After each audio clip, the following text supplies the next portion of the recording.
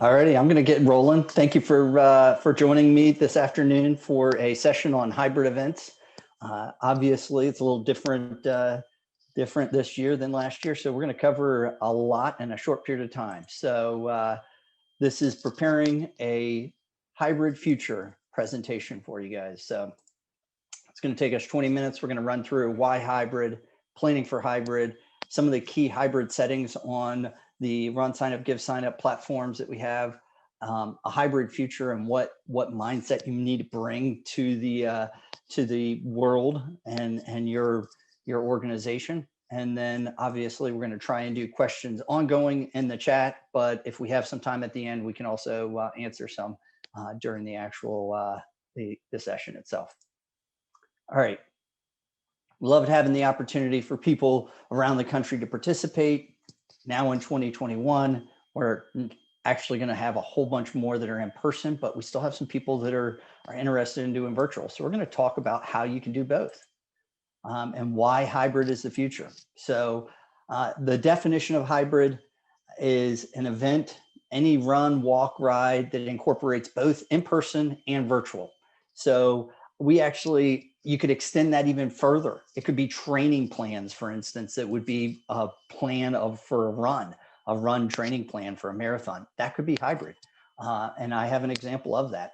Some example events, in-person 5K with an option to do virtual, in-person marathon with that training program that could be virtual, an on-site race that is set up with a course to run virtually. So you can choose to do either one. Those are just some. There's many types that we can cover. Why hybrid? Well, traditional participants really love the experience of an in-person race.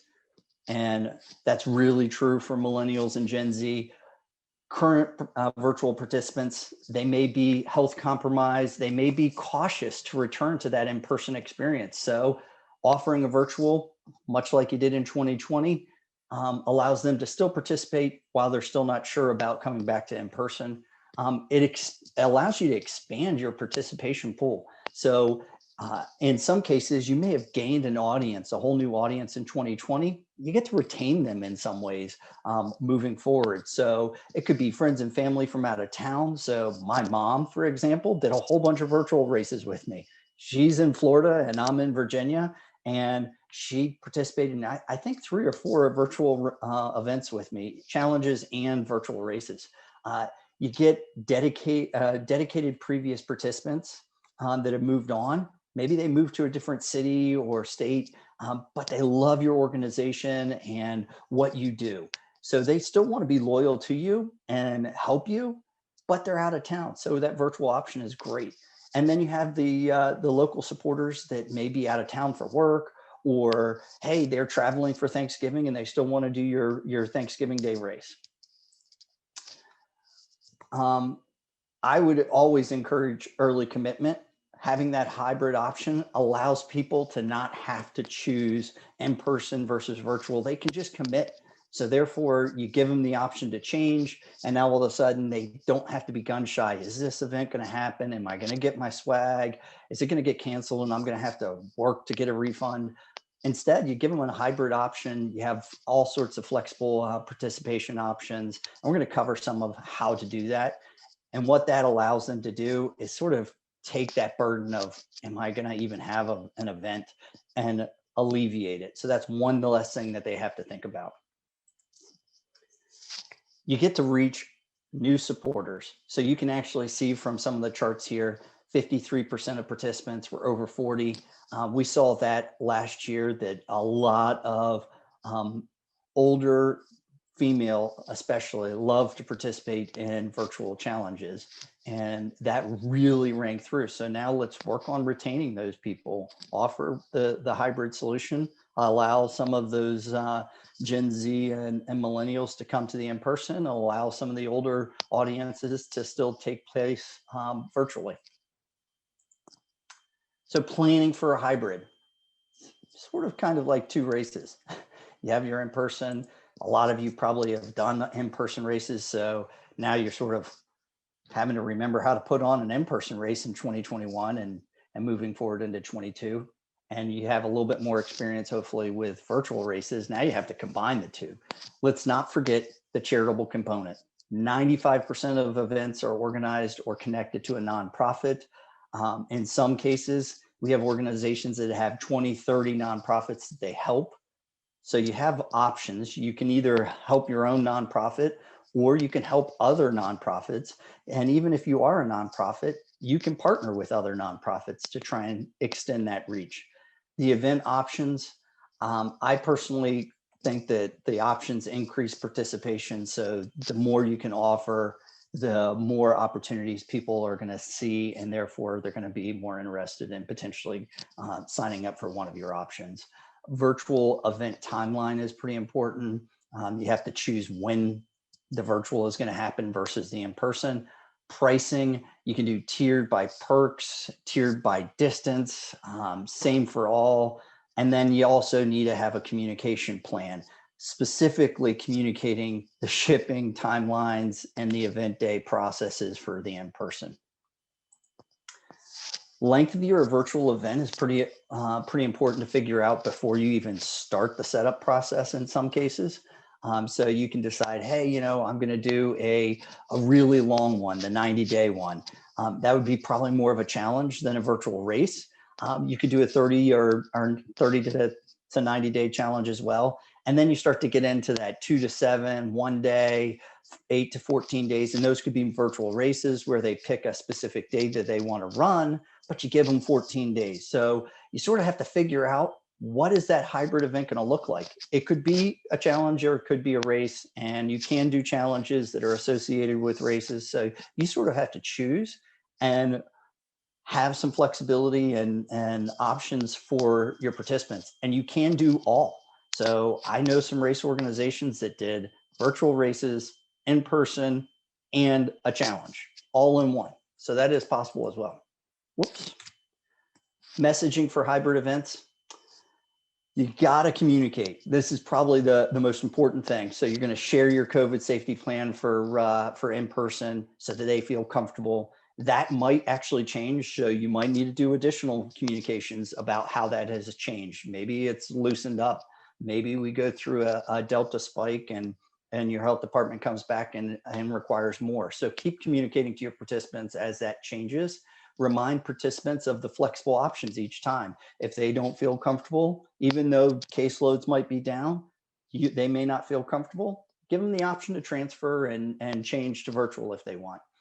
Create an FAQ page with tutorials to help navigate participant management, virtual results, and more. So, and that could also include where to do packet pickup or when their shipping is going to take place of their goods. Thank your participants as always. That's probably the number one thing. You want to thank them because they've helped you survive a pandemic and they're helping you move forward. And then they're also the ones that they're actually shouting from the rooftops for you about your organization and your message. All right, key hybrid settings.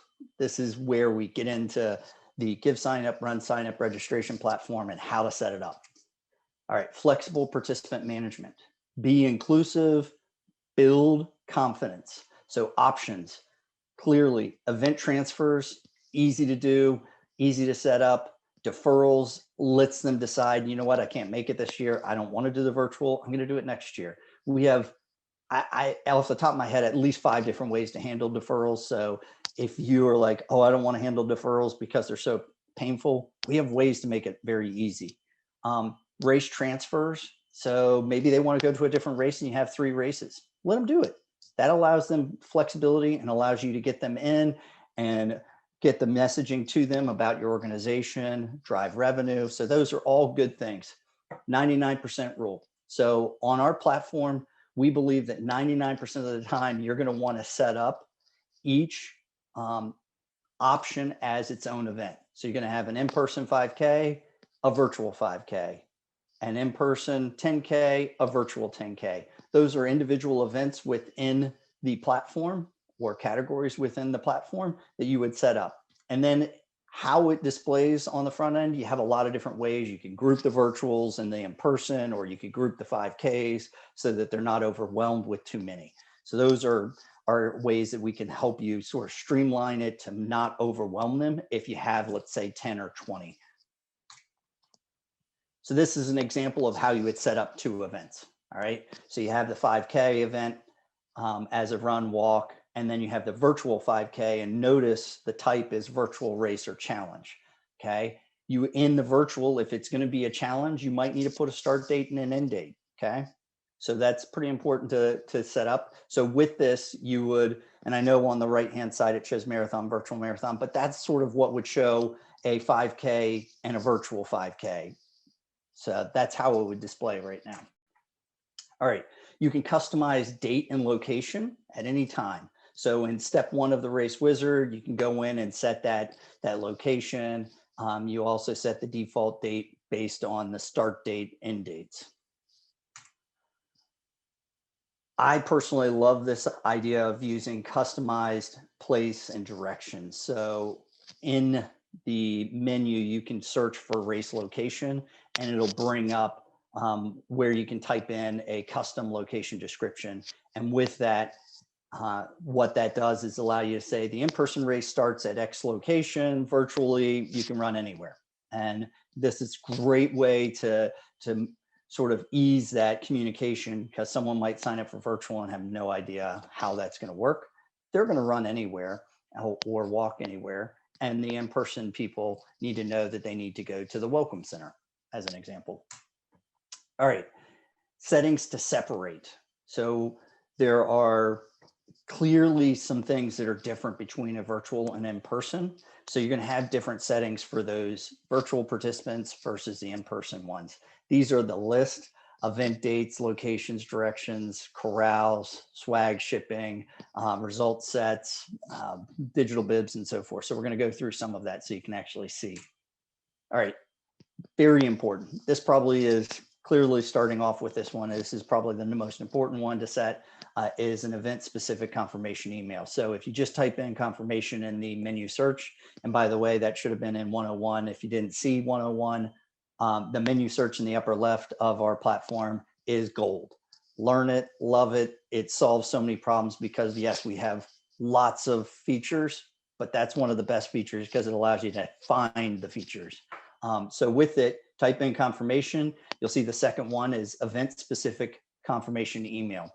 With this, you're going to write one that's very specific for virtual, that talks about when it starts, how they're going to post results, when shipping is going to happen. And then you have the in-person ones where you're going to talk about, hey, where you're going to pick up your packet, where you're going to park, and things like that. So those are the 2 things that are, or one thing that is very important is the messaging is very different for an in-person versus virtual. And you can take care of that starting off with confirmation emails. Here's an example of, or more examples of things that you can include for virtual event versus in-person. Location, corral times. One of the things that we do have in a lot of our email platform is replacement tags. So that can also become very powerful because you can put their specific corral or corral time in the emails that you send out, whether it's a confirmation email or a future email. And with that, you sort of customize it to that person. You can put in their first name, last name. I don't know, we probably have about 70 replacement tags. So with that, these are some examples, additional examples of information that you can post in those confirmation emails. Registration follow-up emails. This little tool that we have is phenomenal. Another phenomenal tool because it allows you to follow up uniquely to that person. So when they sign up, 7 days later, you can send them an email. I recommend it for a lot of different things. So you can do all sorts of different things with it, but with it, in this case, you can customize it to the in-person people versus the virtual people. And that may be important to you for a number of reasons. So you can follow up with additional messaging for virtual participants, which could be like, hey, on a specific date, you're going to do a registration follow-up for everyone, or maybe it's 10 days after they sign up. You're going to do something that says this is how you're going to submit your results. It may be 1 day before results start to get submitted that you're going to say, hey, don't forget, this is how submissions work. For the in-person, you could do the same exact thing, which is this is where parking is, or don't forget to refer friends. All right, shipping settings. This is pretty important for virtuals. You probably have seen this before. If you've done a virtual on our platform, we've added some additional features around this. So some that I love. With it, you can customize this so that, hey, you're only going to ship to those virtual people. So you can only ask for shipping address on certain add-ons. You can have an add-on that is ship my swag. You could also do that only to virtual participants. So you have a lot of different ways. So you can, on the left of the screen is if you're going to do an add-on and say ship my swag. On the right is the virtual races. So the virtual race would be, hey, only ask shipping for certain events. And then on the left-hand side is you've created an add-on for people to ship. In 2019, that ship my swag was very popular. I think for larger races, it would be upwards of 20% of participants would opt into that. It was a good way to alleviate some of the pains of having to drive into a city 2 times, and therefore they could come in on race day and just race. The right-hand side is more traditional now for a lot of our virtual races. So you can actually do a combination of both if you have a race that you're going to offer a shipment of swag for in person. So, all right, settings to combine. So now all of a sudden we said, hey, how do you split up all these settings for virtual races versus the in-person? That was the last line or last set of settings. This one is settings that you can combine. So photos, social teams and incentives, referral and swag rewards, fundraising, and social media can all be combined. So with that, photos, you may want to share the same branding and sponsor across all the photos. The social and teams, pretty important. If you don't know already, teams drive about 30% of all participants. So you set it up in a way, and now all of a sudden someone that can race in person can also race on the same team as a virtual participant. The referral rewards, really, they're going to drive participants, and you shouldn't care necessarily. So that drives another 20% of participation if done right.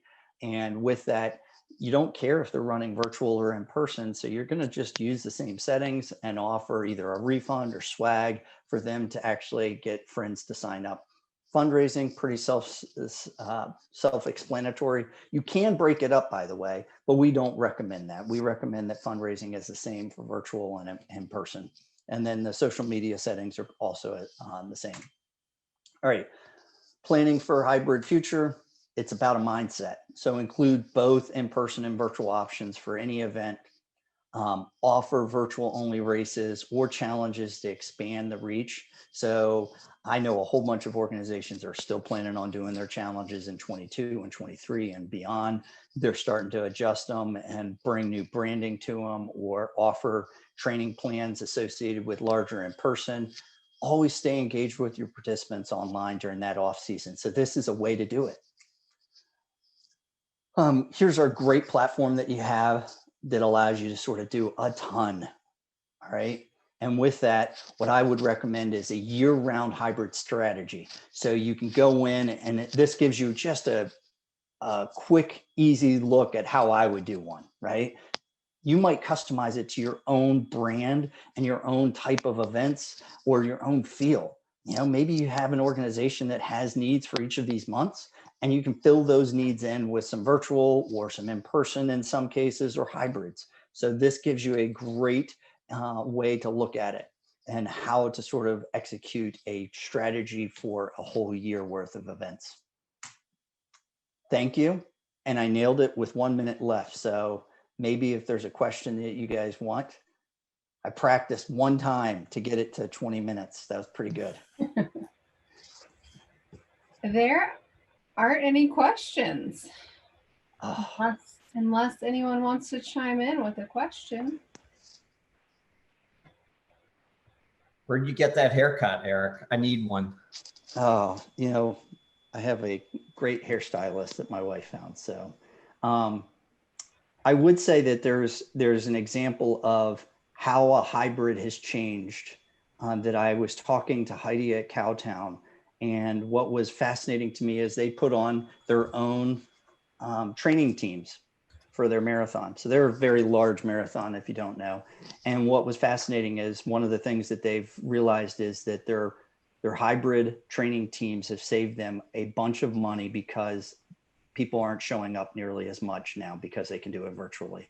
So now all of a sudden they have bigger numbers and lower cost. So that's a great example of how a hybrid strategy can really help an organization. And that engagement for them is months. People are training for a half marathon or marathon with them, and they're getting that engagement. And now, because of the hybrid model, their cost is lower and their revenue is higher. So keep that in mind. All right. I don't see any questions, so thank you, Eric.